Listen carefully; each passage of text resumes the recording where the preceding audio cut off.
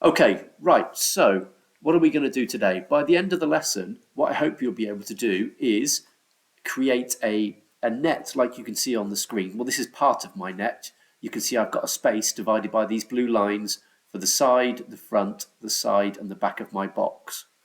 All right, by the end of the lesson, you'll have set up that, and some of you might have to guess your sizes just for today, and you'll have put some graphics on it. So I think up here you can see, I've copied and pasted some background pictures off the internet and added some text. And I hope by the end of the lesson today, you'll have that done. So how do we do this first bit?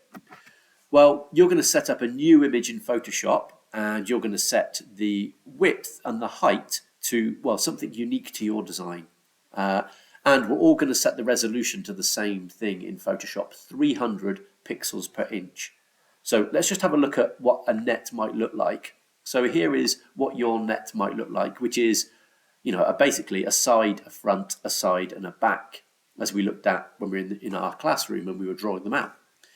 So I'm just going to create one single rectangle that is basically the same width as the side, front, side, back.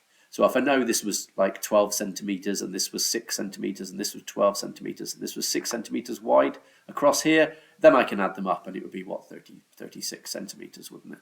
All right, so I know it's 36 centimeters that way, and then up, say it was 18 centimeters to the top there.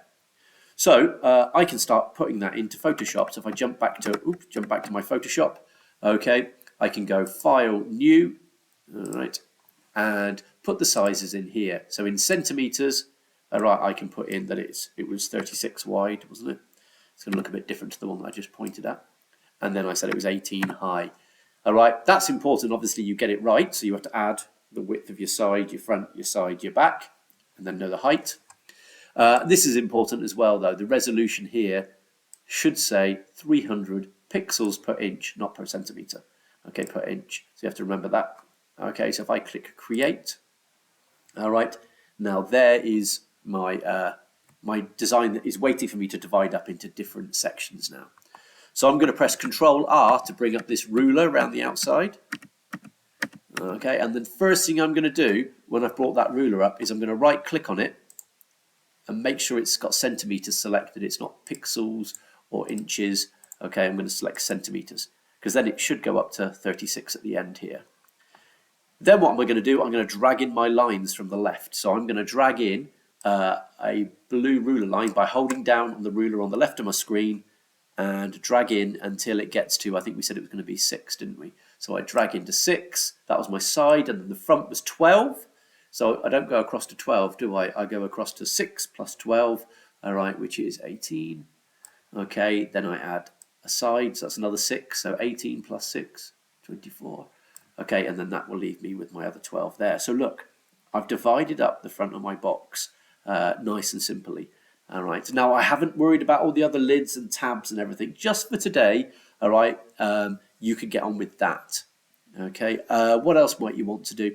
Well, some of you, I admit, might have a more complicated box net than that, and it might have triangles and things on it. If that's the case, today just make a rectangle that's roughly the size of the front of your packaging and start working on that.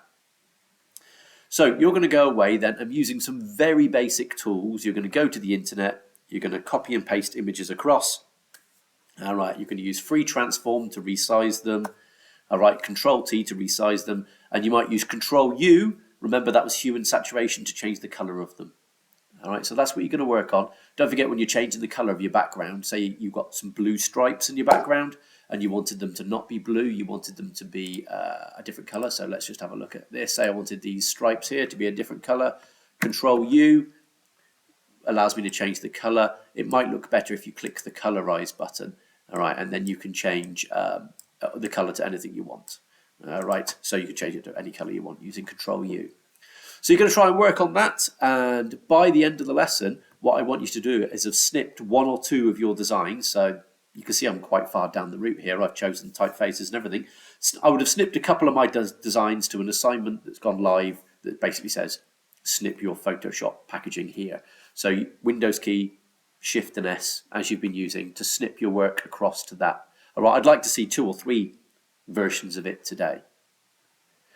So don't get hung up if you can't do this setting up these rulers and things. Right, you can still get on with doing your graphics today without me. Right. Good luck with that. And I will be online at some point later after school to have a look at what you've managed to snip. Right. Good luck. Off you go. Smooth Jonesy, lost my mouse, can't find how to stop this video. Hold on, where's my mouse gone? It's all right, they won't notice this bit. Ah, found it. Okay, right. Have a good one. See ya.